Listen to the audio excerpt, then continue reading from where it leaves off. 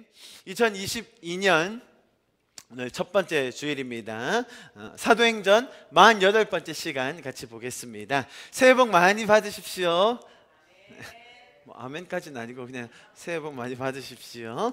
하늘의 신령한 복이 우리 가운데 충만하기를 기도합니다. 새해에는 하나님께 감사를 올려드리며 또 하나님께서 하실 일들을 기대하는 우리 성도들 또 우리 교회가 되었으면 좋겠습니다. 새해 가정마다 또 개인마다 은혜를 나누는 일들이 풍성해지기를 축복합니다. 2022년도에는 하나님을 더 알아감을 통하여서 날마다의 시간이 하늘의 가치가 쌓여가고 또 나누어지는 그런 시간이 되기를 소망합니다. 잘못되고 헛된 가치들이 범람하는 이 시대에 하나님의 지혜를 통하여 우리의 삶에 주신 너무나 소중하고 놀라운 이 관계들이 주님의 은혜로 더 풍성하여 줄 수 있기를 간절히 기도합니다. 오늘 말씀도 그러한 하나님의 마음과 은혜가 더 가득한 시간이 될 것입니다. 할렐루야. 자, 그래서 오늘 사도행전 이어서 48번째 시간 14장의 중반부입니다. 저번 주에 초반부 받고 오늘 중반부 보고, 사실 오늘 양이 좀 많아서요 오늘 내용 본문을 다 보진 않을 겁니다. 초반과 중반 끝부분만 좀 보고 중간에 중요한 부분이 있어서요 그 부분과 또 다음 주 내용이 연결되기 때문에 그 부분은 다음 주에 나누도록 하겠습니다. 지금 현재 바나바와 바울 이 두 사람이 안디옥 교회에 파송을 받았습니다. 그래서 지금 1차 전도 여행을 다니고 있어요. 비시디아 안디옥이라는 지역, 그리고 이고니온이라는 지역까지 갔었고요. 오늘 루스드라로 이어지는 그 여정을 다니고 있습니다. 뭐 이런 이름들 시험에 나온다면 외우겠지만 굳이 안 외우셔도 되겠죠. 그러나 비시디아 안디옥, 이고니온, 루스드라 사실 고대 지명입니다. 지금으로 말하면 지명이 좀 바뀐 것들이 덜어있죠. 그래서 다 외우실 필요는 없지만 또 성경을 읽는 데 있어서 맞아, 그때 1차 전도 여행 때 바울이 이런 경로로 갔었지, 그런 정도의 감만 가지시면 성경을 읽는데 후에도 도움이 될 것입니다. 그래서 제가 지명을 너무 자세히 설명드리지는 않지만 그래도 가끔 지도나 또 이렇게 반복해서 설명드림을 통해서 여러분이 조금 더 친숙함을 느끼셨으면 좋겠습니다. 자, 그래서 오늘은 루스드라 지역에서 일어난 이야기를 바탕으로 본문이 진행되고 있습니다. 8절부터 10절 이렇게 돼 있었죠.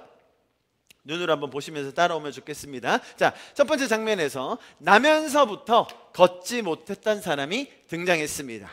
바울은 이 사람에게 구원받을 만한 믿음이 있다는 것을 보았죠.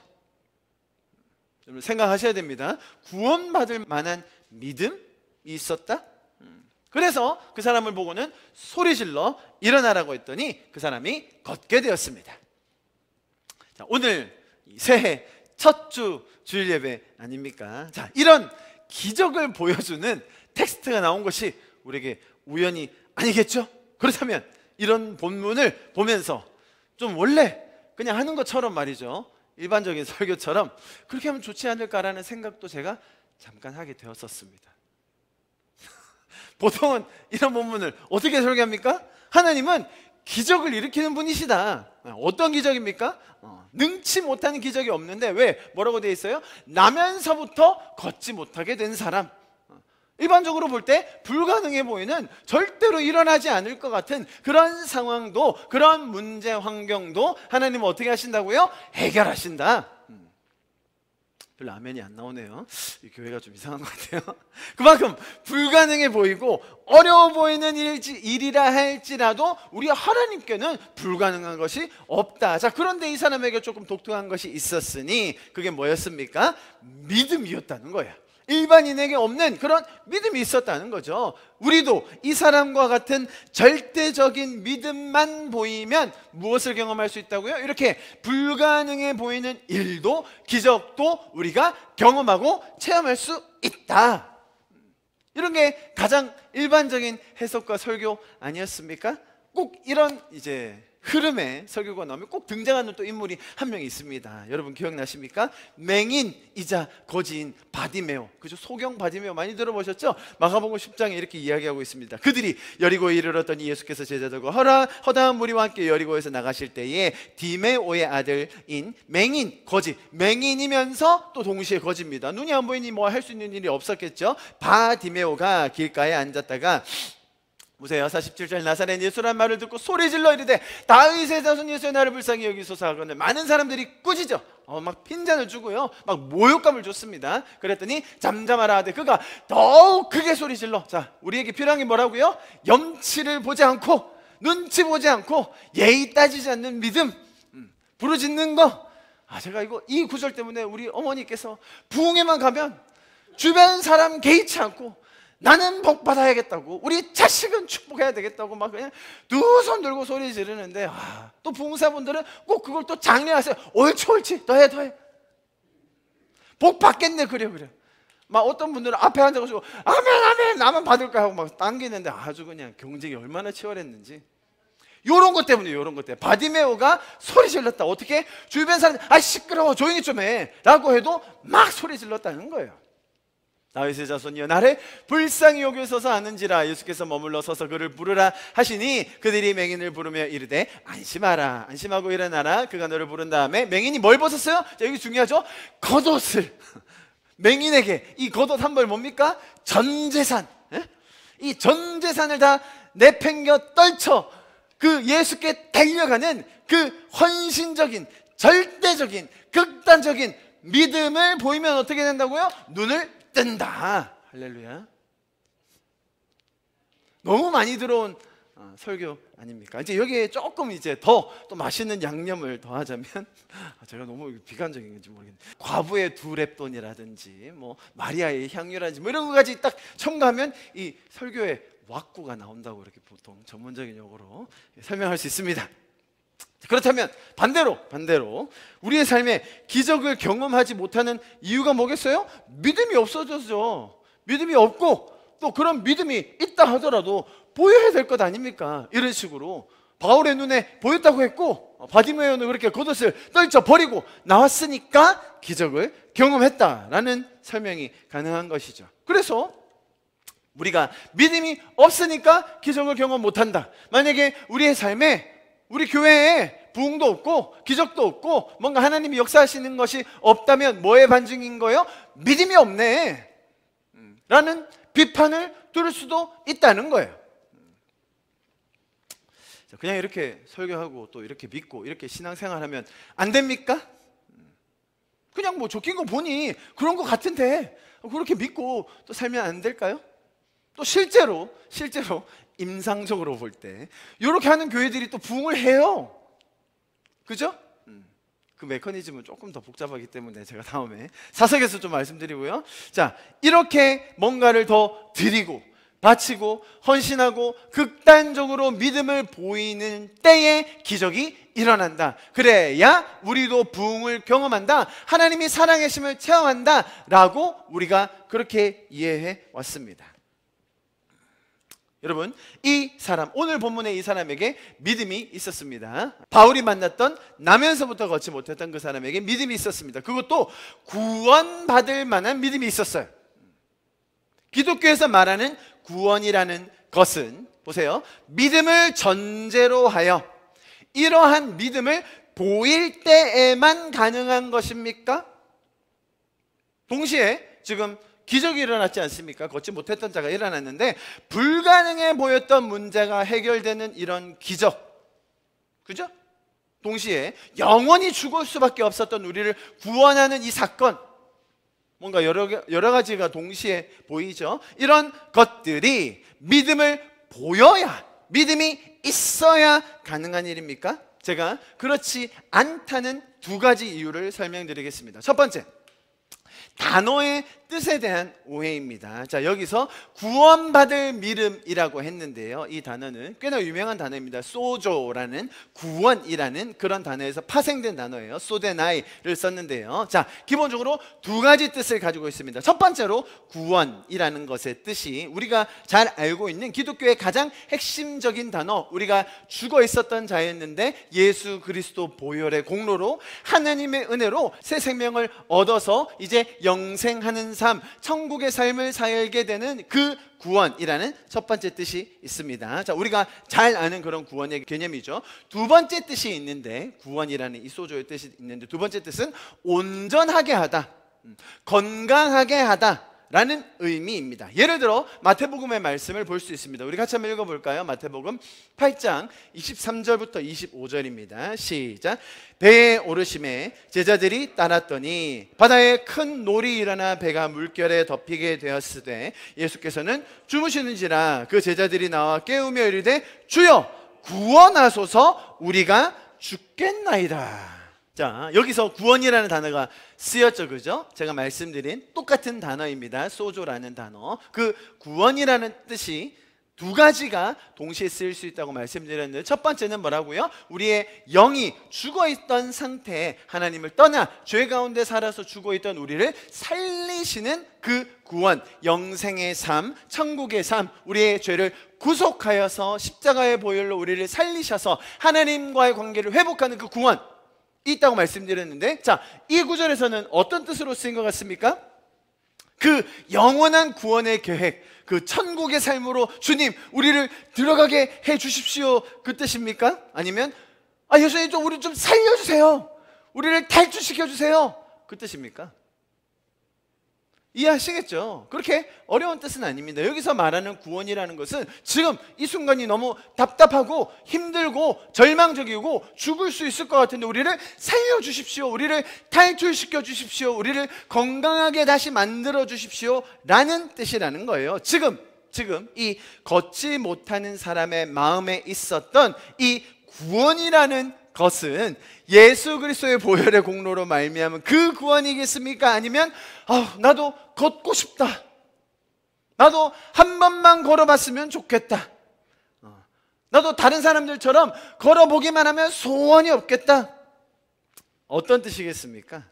당연히 병이 낫고 문제가 해결되고 어려움에서 구해지는 그런 구원을 말하는 것이죠.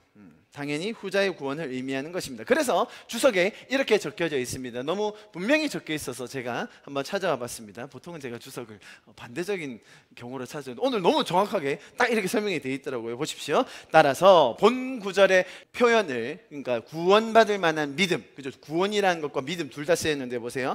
본 구절의 표현을 안진뱅이의 영적 구원, 그러니까 우리가 영혼이 구원받는, 그죠? 주님의 보혈로 구원받는 그 영적 구원과 반드시 연결지을 필요는 없다, 딱 설명이 되어 있죠. 그리고 또 심지어 믿음이라는 단어도 우리가 믿음이라고 하면 그래, 내가 예수 그리스도를 믿고 저분이 하나님의 아들이심을 믿어, 저분이 십자가의 보혈로 나를 구원하셨기 때문에 내가 저분만 믿으면 아버지께로 갈 수 있다, 그 믿음을 말하는 게 아니라, 보세요, 그 믿음이란 말도 바울의 신학의 핵심 주제로서의 믿음과 동일시할 필요가 없다. 이해되시죠? 그 바울의 믿음, 바울의 신학에서의 가장 핵심적인 단어인 그 믿음을 표현하는 게 이 로마서 1장입니다 16절과 17절 같이 한번 읽어볼까요? 시작.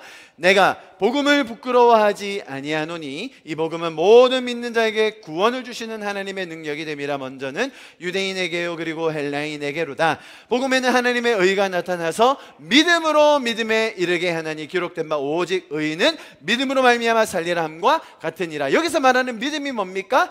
행위에 반대되는, 그죠? 나의 공로에 반하는, 그게 아니라 하나님께서 나에게 주신, 하나님이 살아계셔서 나를 인도하시는구나, 내 인생의 주인이 하나님이 되시는구나, 저분이 선하신 분이시구나 라는 그 믿음과 오늘 그 앉아있던 그 걷지 못하는 그 사람의 믿음은 지금 결이 다르다라는 걸 설명해 주는 거예요. 아시겠죠? 그 사람한테는 어떤 믿음이 있었어요? 나도 걷기만 하면 너무 행복할 텐데, 와, 나도 걷기만 해봐라, 내가 이렇게 거지처럼 아무 일도 못하고 살 줄 알아? 내가 걷기만 하면 말이지, 걸을 수만 있다면 다 해낼 수 있을 텐데 그런 믿음이 있었겠죠. 네, 좋은 믿음입니다. 어떤 병자에게는 그런 믿음도 없었을 수도 있어요. 자포자기하는 마음, 더 이상 희망이 없는 마음, 그랬을 수도 있는데요. 바울이 봤던 이 나면서부터 걷지 못한 이 사람은 그런 믿음이 있었던 거죠. 좋은 현상입니다. 그러나 기독교의 핵심적인 가치인 우리의 구원, 그죠? 하나님께서 은혜로 우리를 예수 그리스도의 보혈로 생명을 주셨던 그 구원과 또 이 행위에 반대되는 믿음과는 전혀 다른 표현이다라는 것을 제가 설명을 드렸습니다. 자, 이해하셨을 거라고 보고요. 크게 어렵지는 않을 것 같습니다. 자, 두 번째 이유를 제가 설명드립니다. 두 번째 이유.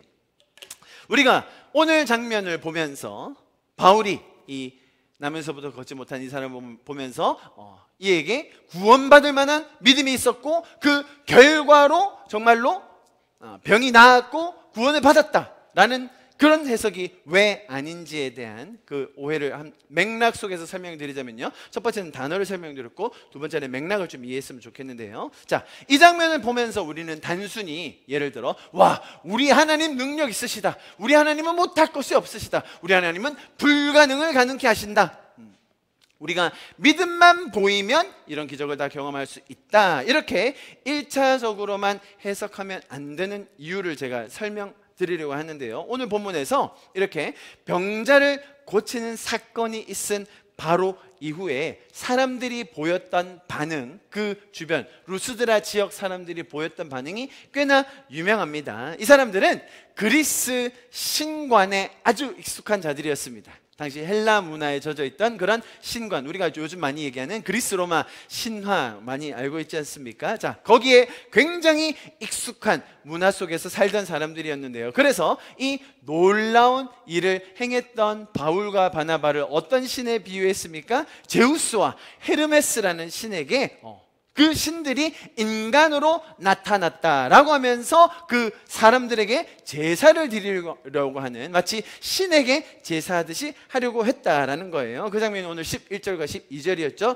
무리가 바울이 한 일을 보고 루가오니아 방언으로 소리질러 이르되 신들이 사람의 형상으로 우리 가운데 내려오셨다 하여 바나바는 제우스라 하고 바울은 그 중에 말하는 자이므로 헤르메스라 하더라. 그래서 바울과 바나바는 그게 아니라고, 자신들의 신이 아니라고 하나님께서 하셨다고 하면서 막 옷을 찢고 난리가 났습니다. 그게 14절이었어요. 두 사도 바나바와 바울이 듣고 옷을 찢고 무리 가운데 뛰어들어가서 소리질러. 처음에는 바울과 바나바가요 막 그 화환이라 막 이런 거 가져올 때, 재물을 가지고 올 때 자기들한테 제사 지낼 거라고 생각을 못 했었어요. 왠지 아세요? 여기 보면 11절요. 무리가 바울이 한 일을 보고 루가오니아 방언으로 소리 질렀거든요. 원래 그때 통용했던 라틴어, 헬라어를 쓰지 않고 갑자기 너무 흥분되니까 자기 나라 말로 막 방언을 쏟아낸 거예요. 그래서 바울과 바나바가 무슨 일이지? 못 알아듣고 있다가 막 물건을 가져와요. 그래서 이렇게 기쁜 일인가? 좋은 일인가? 이렇게 축하하려고 하나 했더니 막 자기들 앞에 놓고 막 불태우려고 하는 거예요. 이게 무슨 일이냐고 하니까 당신들은 신이라고 우리가 제사 드리겠다고 하니까 막 부랴부랴 옷을 찢으면서 막 절대로 하지 말라고 막았던 것이죠. 자, 그래서 간신히 그 사람들을 말렸다고 오늘 본문 마지막 절에 이렇게 설명합니다. 이렇게 말하여 겨우 무리를 말려 자기들에게 제사를 못하게 하니라. 자, 성경이 있으신 분들 휴대폰이건 아니면 책이건 보시면요, 18절 오늘 본문이 끝납니다. 자, 18절과 19절 사이에 뭐가 있죠? 동그라미가 있습니다. 보통은 다 있을 거예요. 단락을 구분하게 되어 있어요. 그래서 일반적으로 18절까지의 말씀을 한 단락으로 묶어서 그까지 묵상을 합니다.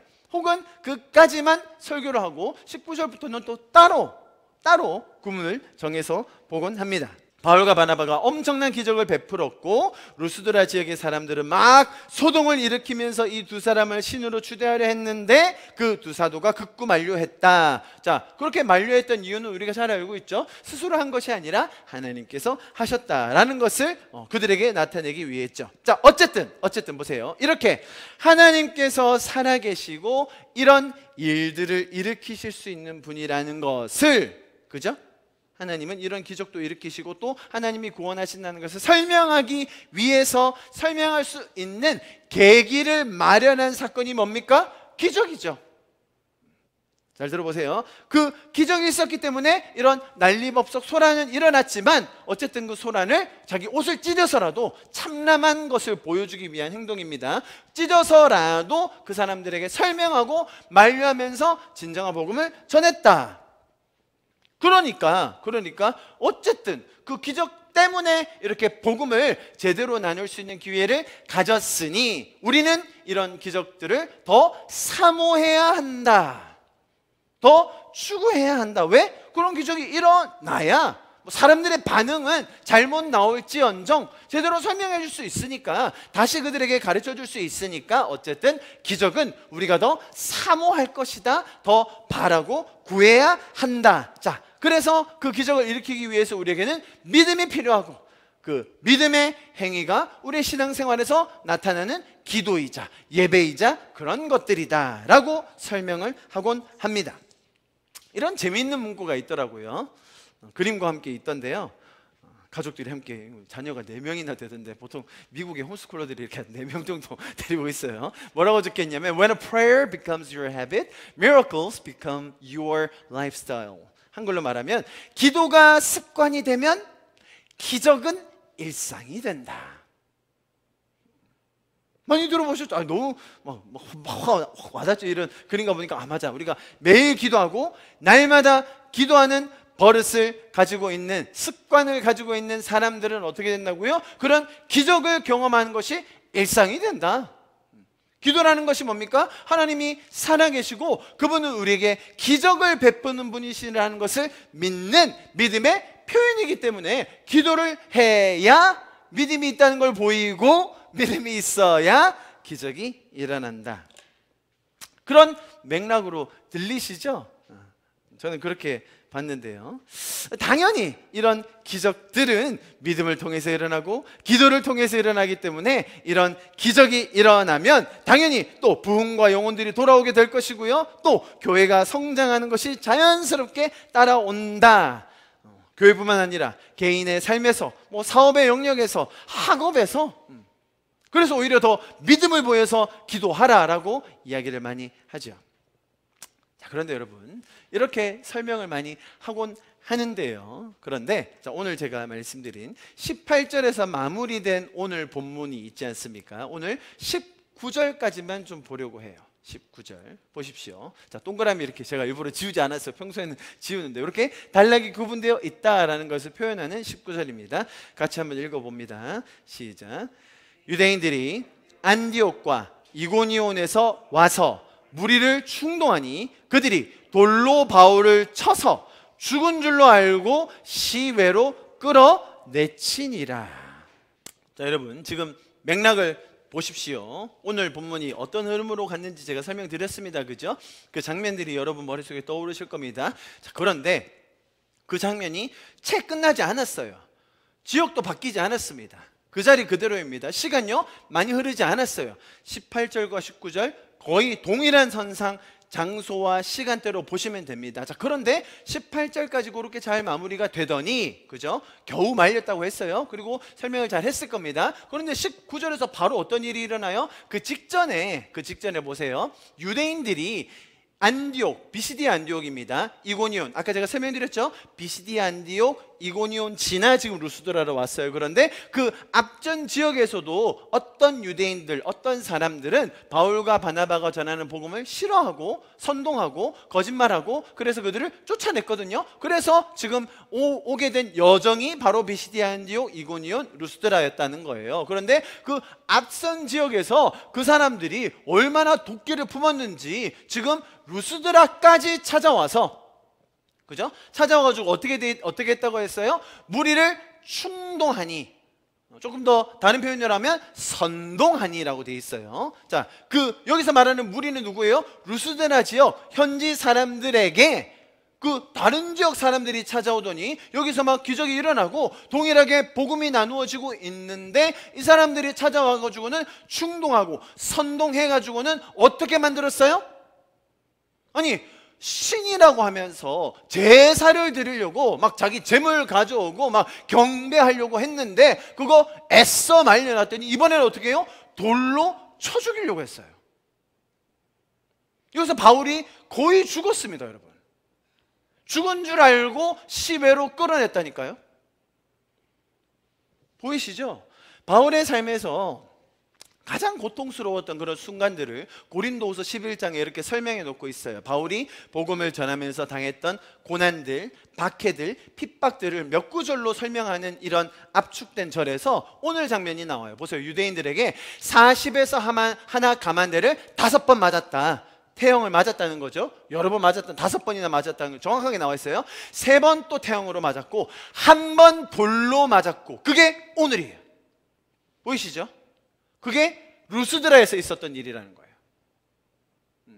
3번 파산하고 일주일 깊은 바다에서 지냈으며, 자신이 전도 여행을 하면서 복음을 나누면서 겪었던 그런 고난들, 핍박들을 그 사람들에게 전하면서 압축적으로 말할 때 오늘 이 사건이 빠지지 않는 게 무슨 이유입니까? 그만큼 힘들었고 정말로 처절했고 죽음의 위기를 겪었다랄 정도로 어마어마한 사건이었다는 거죠. 거의 반쯤 죽었습니다, 여러분. 죽은 줄 알고 의식을 잃었고 돌로 쳤다고 했습니다. 여러분, 스데반의 순교 장면과 굉장히 흡사한 장면이에요, 사실. 오히려 스데반의 순교 장면에서는 재판이라도 하죠. 사람들끼리 모여서 뭔가 형식은 갖춥니다. 그런데 여기서는 유대인들이 막 선동하니까 대뜸 돌로 쳐서 그냥 죽여버리려고 했는데 진짜 죽은 줄 알고 빼냈다는 거예요. 자, 그 다음 장면은 저희가 다음 주에 보도록 합니다. 자, 제가 지금 무슨 말씀을 드리려고 하냐면, 잘 보세요, 여러분. 굉장히 중요합니다. 그러니까 기적 혹은 이렇게 나타나는 현상 아니면 치유, 그죠? 이런 것들처럼 단회적이건 혹은 몇 번 반복되건 간에 이런 사건을 통해 믿었고 또 헌신했다? 잘 들어보세요. 이렇게 되었던 사람들은 당연히 더 큰 기적, 더 교묘한 회유, 아니면 더 끌리는 유혹이 있으면 너무나도 쉽게 넘어간다는 거예요. 이해하셨습니까? 질병이 하나 치유됐습니다. 그래서 하나님을 믿게 되었어요. 다음에 그것보다 더한 질병 안 걸립니까? 더한 질병 걸렸을 때 저기 절에서 치유해주면 절로 가시겠네요? 지금 딱 그 상황이라는 거예요. 기적을 보고 눈앞에서 평생 자기들이랑 같이 살던 한 번도 걷지 못했던 사람이 걸어가지고, 야, 제우스인가 보다, 헤르메스인가 보다 제사를 지내려고 했는데 말려가지고 멈췄더니 이제는 다른 사람이 와서 그 기적 말이야, 귀신이 베푼 거다, 너희 마을을 송두리째 잡아먹으려고 그런 짓 한 거야. 그래? 당장 없애버려야겠네? 라고 돌변했다는 거예요. 이해하시겠습니까? 조그만 설득이 되면 그들의 태도가 완전히 180도 변하는 이런 모습을 사실은 우리가 성경 전체를 흐름 속에서 보게 된다면 충분히 이해할 수 있는 것이에요. 자, 그래서 여러분, 성경을 자세히 보시면 여러분 잘 들어봐 주십시오. 이런 기적과 같은 일들이 일어날 때 복음, 우리가 말하는 이 복음, 또 구원, 여기서 말하는 구원은 후자의 구원이 아닌 전자의 구원이죠. 우리가 본질적으로 생각하는 그런 복음과 구원에 대한, 잘 들어보세요, 긍정적인 역할을 하는 장면이 생각보다 많이 없어요. 오히려 복음의 진정한 의미와 결과를 모른 채 외형적으로 보여지는 현상에 급급하게 되고 거기에 머무르게 된다는 거예요. 여기 19절에 아까 제가 말씀드린 유대인들이 충동했다라는 것이 선동이라는 의미라고 설명드렸죠. 그러니까 병을 고치고 기적을 베풀어 준 것이 진리를 전하기 위함이 아니라 이 지역을 속이고 멸망시키려 했던 것이다 라는 그런 호도에 속아 넘어간 것을 의미하는 거예요.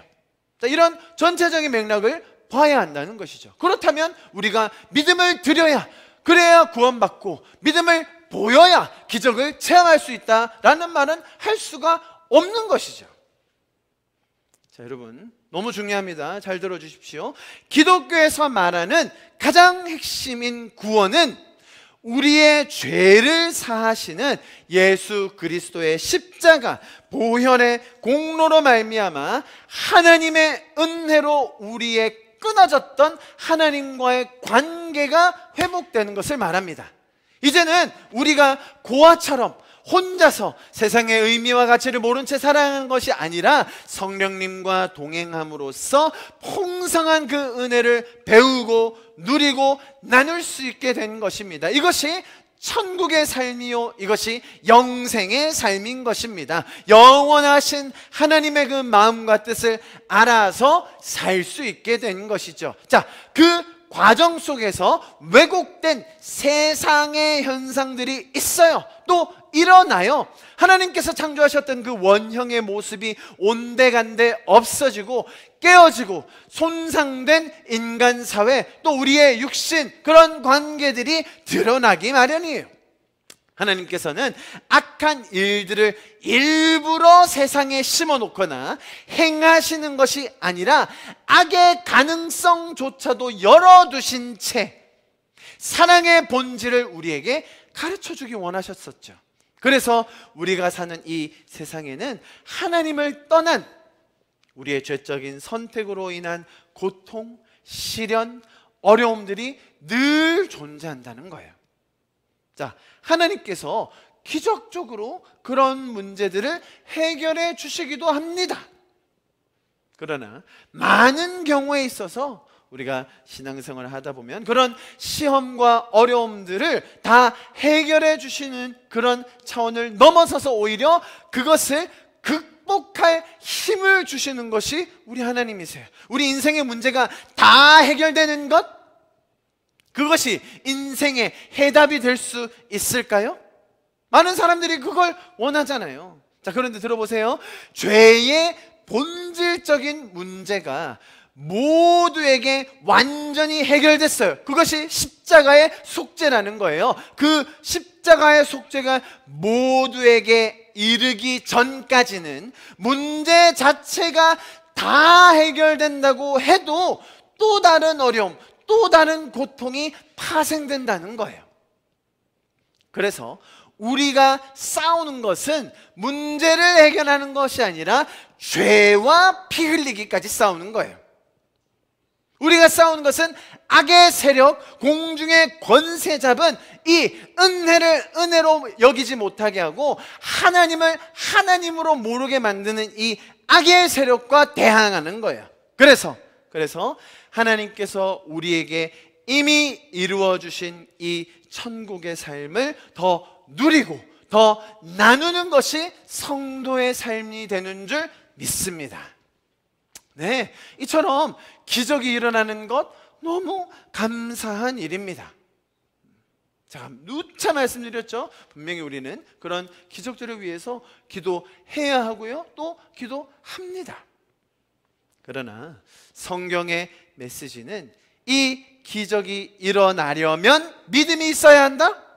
믿음을 보여야 우리도 기적을 경험할 수 있다라는 단순한 1차원적인 메시지가 아닌 관계의 기반은 우리를 인격적으로 사랑하신 하나님께서 나와 함께 죄를 이겨나가는 과정을 함께하기 원하신다. 또한 나의 부족함과 연약함으로 좌절하는 삶이 아닌 하나님께서 일하심을 더 경험하는 그런 스토리들, 또 관계들을 우리한테 풍성하게 가르쳐주는 것이 바로 성경임을 우리가 올 한 해도 더 배워갈 수 있기를 간절히 소망합니다. 아멘. 내용이 쉽진 않죠. 단순히 기적이 있었다, 믿음을 보여라, 그럼 기적 경험한다, 그렇게 말하면 쉬울 것 같은데, 사실 그렇게 신앙생활을 하다 보면 너무나 1차원적인, 사실은 타 종교와 별 다를 바가 없는 그런 잘못된 신앙을 할 수 있기 때문에 제가 여러 가지 방면으로 풀어서 여러분께 설명을 드렸습니다. 좀 이 풍성한 하나님의 마음이 우리 가운데 더 심겨질 수 있기를 바랍니다. 자, 다음 절 우리 좀 마지막으로 한 가지만 좀 보고 마무리할 텐데요. 11절과 12절 아까 봤었습니다. 자, 오늘 장면에서 루스드라 지역의 사람들이 믿고 있던 이 신관, 그리스 로마 시대의 신관, 일반적으로 사람들이 믿는 그 신관입니다. 이것과 성경이 말하는 하나님과의 이 극명한 대조를 우리에게 보여주고 있는데요. 자, 제가 아까 이 사람들이 바울과 바나바를 어떤 신이 나타났다고 이야기했다고 했죠. 여러분 보이시죠? 최고의 신이라고 불렸던 주피터가 제우스입니다. 주피터가 제우스예요. 또 그의 아들인 머큐리 들어보셨죠? 이게 헤르메스예요. 인간의 모습. 자, 옛날에 이 사람들이 믿고 있던 신화가 있었는데 이 제우스와 헤르메스가 인간으로 변장을 해가지고 인간 사회에 내려왔어요. 그래서 어느 지역으로 갔냐면 부르기아라는 산지를 방문했다고 그들이 믿고 있는 이야기를 제가 전해드립니다. 자, 제우스와 헤르메스가 부르기아라는 지역을 방문했어요. 사람처럼 변장을 해가지고요. 자, 그들은 잠행을 하면서 사람들의 집에 막 방문을 했는데요. 손님으로 묵으려고 했는데 다 번번이 거절당했어요. 너무 행색이 남루하고 또 자기들에게 여유가 없으니까 다 거절했다는 거예요. 마침내 한 집에 다다랐는데 그 집은 갈대로 지붕을 엮은 아주 초라한 오두막집이었어요. 그 집에 사는 이가 누구였냐면 빌레몬과 바우시스라는 농부였는데요. 그 집에 묵어 지낼 수 있었습니다. 자, 그들은 가난한 살림이었지만 그 손님들을 후히 대접했습니다. 자, 그래서 이 신 제우스와 헤르메스가 어떻게 했을까요? 자기들을 받아들이지 않았던 그 사람들을 다 홍수로 다 죽여버렸어요. 그리고 자신들을 받아주었던 그 두 사람 누굽니까? 빌레몬과 바우시스는 후대하여 상을 주었다. 자, 그런 이야기들을 믿고 있던 이 루스드라 지역의 사람들이었기 때문에 언젠가 제우스와 헤르메스가 다시 방문한다면 그때는 극진히 대접을 해야지, 뭔가 지극정성을 보여야지, 잘 복양해야지라는 마음의 준비가 있었다는 거예요. 그래서 이 바나바와 바울이 이런 기적을 베풀었을 때 드디어 오셨다, 그분들이 오셨네, 자 준비 끌고 가라 라고 하면서 그들을 섬기면서 제사를 드리려고 했던 것이죠.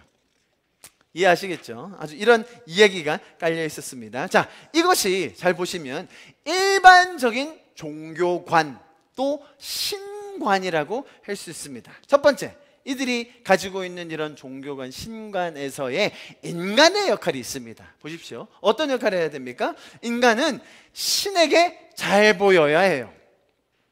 인간이 신에게 뭔가를 갖다 바쳐야 됩니다. 그래서 어떻게 했습니까? 13절 보십시오. 같이 한번 읽어봅시다. 시외는 그 도시 바깥을 말합니다. 시외 버스 할 때요. 자, 13절 시작. 시외 제우스 산당의 제사장이 소와 화환들을 가지고 대문 앞에 와서 무리와 함께 제사하고자 하니 소를 막 데리고 오고 화환을 가지고 와가지고 드디어 제우스와 헤르메스가 오셨다, 그분들이 강림하셨다라고 하면서 어마어마한 헌신, 정성, 그죠? 그런 태도를 보이려고 했다는 겁니다. 제일 좋은 것, 최선의 것으로 인간이 신에게 바치는 거예요. 아시겠죠? 제일 좋은 것, 제일 귀한 것, 가장 잘 준비된 것, 그의 제일 좋은 첫 소출을 누구한테 바치라고요? 신에게. 누가요? 인간이 바쳐야 된다가, 자 보세요, 세상의 신관, 종교관 대부분의 우리의 인생의 방식이 그렇게 돌아가게 되었습니다. 또 이들이 가지고 있는 인간관이 그렇다면 또 신관은 어떠한가 보세요. 신이 인간이 되어서 이 땅에 임했다라는 그런 신화가 꽤나 많이 있습니다. 뭐 우리가 기독교에서 말하는 동정녀 탄생이라든지 신이 인간이 되어 왔다라는 그런 이야기가 기독교만의 아주 독특한 이야기로 생각하시는 분들도 덜어 있는데 그렇지는 않아요. 아까 말씀드렸듯이 제우스와 헤르메스도 인간 복장을 하고 왔다고 했습니다. 자, 그런데 보세요. 그들에게는 신은 인간이 되어서라도 어떤 존재로 현현하죠? 가장 힘이 세고 가장 능력 있고 기적을 베풀며 뭔가 그 사람들을 압도할 수 있는 능력을 가진 존재로 신이 인간이 되어 나타납니다. 이해하시겠죠? 그래서 바울과 바나바가 기적을 베풀었을 때 신인가 보다 했던 거라는 거예요. 자, 그런데 예수님은 완전히 반대로 사역하셨어요. 십자가 상에 있는 그분을 아무도 신이라고 생각하지 않았어요. 이해하시겠죠? 왜 사람들이 더 예수님을 조롱하고 경멸하면서 십자가에서 내려와 보라고, 그렇게 조롱했는지. 자, 예수님은 그런 방식을 통해 우리의 죄를 사셨습니다. 자, 세상의 신과 성경의 신, 세상이 말하는 인간이 해야 할 일과 성경이 말하는 게 얼마나 차이 나는지 보십시오. 세상은 인간이 모든 좋은 가장 탁월한 것을 신에게 다 갖다 바쳐야 됩니다. 반대로 성경의 하나님은 보세요, 스스로 가장 소중한 것을 인간을 위해 희생하십니다. 그분이 일을 다 하셔서 우리가 가장 큰 영광을 누릴 수 있도록 해주셨어요. 그래서 우리는 이것을 은혜다라고 부르고 기독교가 은혜의 종교다라고 말할 수 있는 거예요. 그렇기 때문에 바울과 바나바는 옷을 찢을 수밖에 없었다는 거예요. 두 사도 바나바와 바울이 듣고 옷을 찢고 무리 가운데 뛰어들어 들어가서 소리질러. 자, 그 다음 보세요. 굉장히 중요합니다. 이르되 여러분 어찌하여 이러한 일을 하느냐? 이런 일 하지 마십시오. 자, 그 다음 장면 보세요. 우리도 여러분과 같은 성정을 가진 사람이라. 자, 여러분, 제가 지금 말씀드린 이런 신관, 인간관, 종교적인 이런 시스템을 이해하지 못하면 사실 지금 바울과 바나바가 한 이 발언, 우리도 똑같은 당신들과 같은 성정, 성질, 그런 수준의 사람입니다 라고 말하는 게 정말로 대단한 것을 이해할 수 있어요. 무슨 말이에요, 여러분? 지금 거의 신유로 대접받는 찰나예요.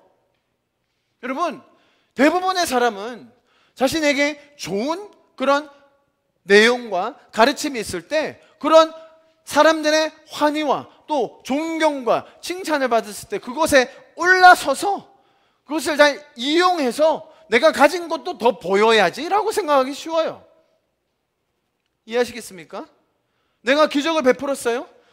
내가 일부러 베푼 것이 아니라 할지라도 나도 모르게 기적이 나왔다고 생각해봐요. 우와, 어떻게 그렇게 됐죠? 대단하시네요. 은사가 있으신 겁니까? 여러분, 그깟 치유의 은사 하나만 있어도요 사람들이 머리를 조아리고 돈을 싸들고 모여요. 바울과 바나바처럼 대단한 어마어마한 기적이 아니라 할지라도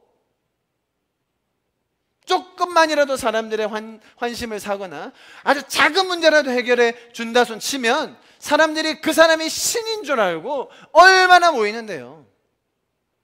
이해하시겠죠? 점 잘 보는 집에는 돈을 싸들고 가는 거고요, 치유 잘하는 기도원에는 물불 안 가리고 가는 겁니다.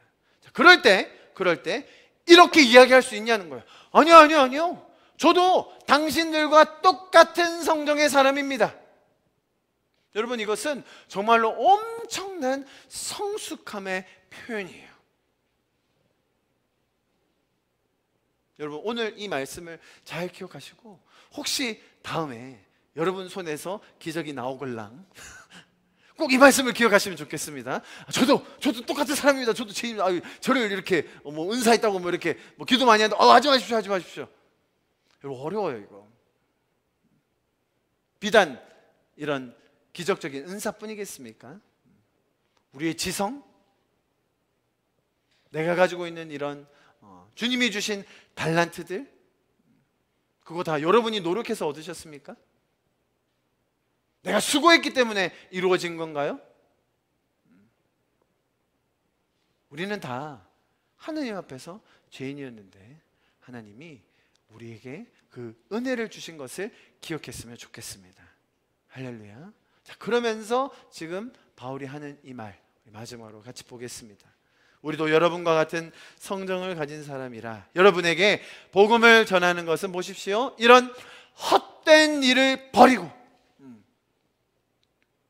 자, 여러분, 2022년 우리 새해에 세상의 많은 시스템과 가치관들은 이런 헛된 일을 우리에게 종용할 거예요. 그렇게 살아야 잘 보이려고 하고 성공적으로 살고 안정적으로 사는 것이 의미가 있고 가치가 있다고 거짓말할 거예요. 내가 이루어내는 것, 내가 성취하고 내가 노력하고 인정받는 것이 내 삶의 가장 큰 의미이고 가치이고 영원할 것이라고 속삭일 것입니다. 자, 그때 오히려 오늘 본문에서의 바울은 우리가 한 해를 시작하는 이 시점에서 이렇게 권면해주고 있습니다. 제가 색깔을 좀 달리 해봤습니다. 우리 같이 한번 읽어보겠습니다. 시작. 천지와 바다와 그 가운데 만물을 지으시고 살아계신 하나님께로 돌아오게 함이라. 할렐루야. 여러분, 이것이 가장 의미 있는 일, 가장 가치 있는 일임을 우리가 기억하기를 소망합니다. 여러분, 세상에 헛된 것들, 내가 열심히 해야 되고 내가 잘 보여야 되고 그래야 제우스도 헤르메스도 우리를 벌하지 않고 축복해 줄 거다. 여러분, 세상 시스템은 다 그렇잖아요. 그것을 바울은 헛된 일이라고 이야기하고 있어요. 그러면서 우리에게 천지를 지으신, 우리를 가장 잘 아시는 그 하나님께로 돌아가자라고 권면해주고 있는 것입니다. 여러분, 하나님께서 우리를 위해 일하고 계십니다. 그분이 살아계시며 하나님과의 인격적인 교제를 통해 풍성함을 누릴 수 있는 것이 우리 성도들인 줄 믿습니다. 2022년도가 그 하나님께로 돌아가는 한 해가 될 수 있기를 간절히 기도합니다. 할렐루야. 우리 좀 같이 기도하고 예배를 마무리하면 좋겠습니다. 주님 손에 맡겨드리리 나의 삶 주님께. 주님 손이 나의 삶 붙드네 내 주의 것 영원히.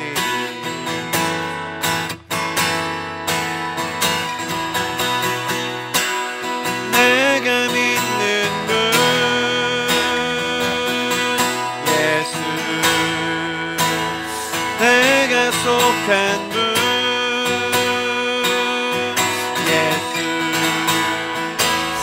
이유 되시네 내 노래 되시네 전심으로. 아멘. 찬양합시다. 주와 함께 걸어가리라. 주와 함께 걸어가리라.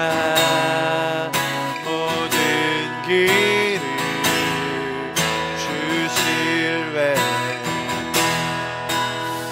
뜻 안에 나 살아가리. 주의 약속은 우리 한 번 더 찬양합시다. 주와 함께 걸어가리라. 주와 함께 걸어가리라. 모든 길을 주실래. 뜻 안에 나 살아가리. 주의 약속은 영원해.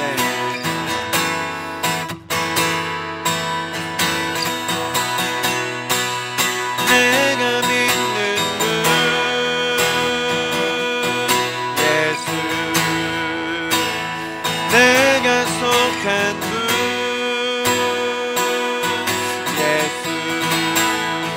삶의 이유 되시네 내 노래 되시네. 내가 믿는 분, 내가 믿는 분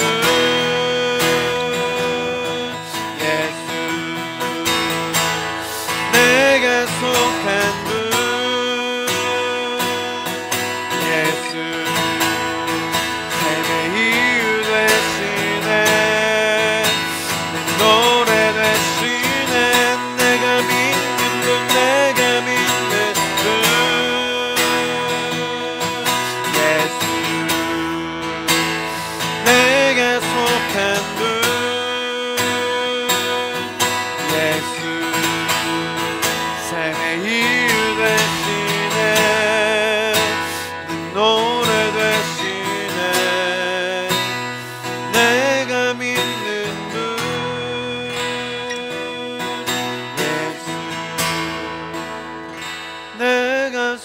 고백한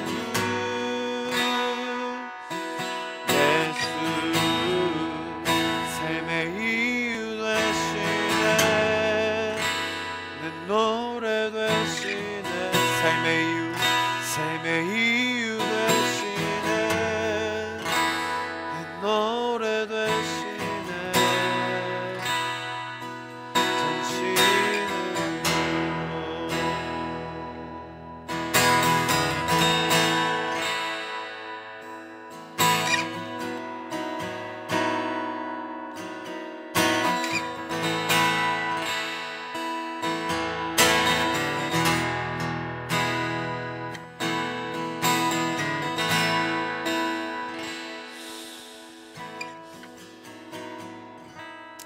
하시는 주님 감사합니다. 네, 새해가 밝았고 또 많은 것들이 분주하게 돌아갑니다. 그러나 동시에 주님의 그 변치 않는 사랑과 신실하신 인도하심과 우리를 끝까지 붙들어 주신 그 주님의 변치 않는 사랑을 우리로 다시 한번 기억하게 해주셔서 감사합니다. 우리의 어떤 행함과 업적이 아닌 주님의 온전하신 그 사랑으로 우리는 믿음이 없지만 우리는 연약하고 죄 가운데 있지만 우리를 귀하게 보아주시는 그 하나님의 은혜와 긍휼하심으로 우리가 지금 이 자리에 있음을 다시 한번 고백합니다. 주님 감사합니다. 예, 주님 오늘 우리 본문의 말씀처럼 주님 올 한 해가 헛된 것에 시간이 쓰여지는 그런 한 해가 아닌 살아계신 하나님께 돌아가서 주님과 동행하는 그 놀라운 한 해가 되게 하여 주시옵소서. 우리의 연약함과 우리의 부족함이 아니라 주님의 풍성함과 그 놀라우심 속에 거하는 올 한 해가 되게 하여 주시옵소서. 아멘.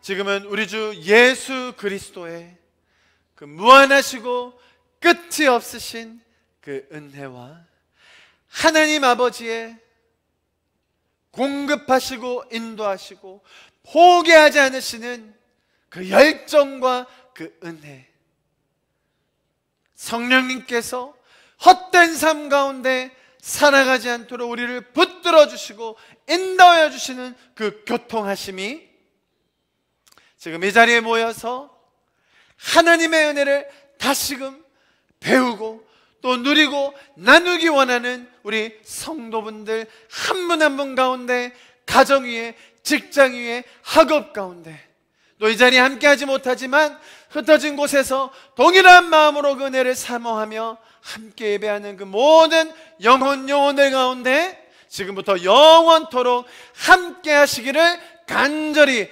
축원하며 기도하옵나이다. 아멘. 아멘.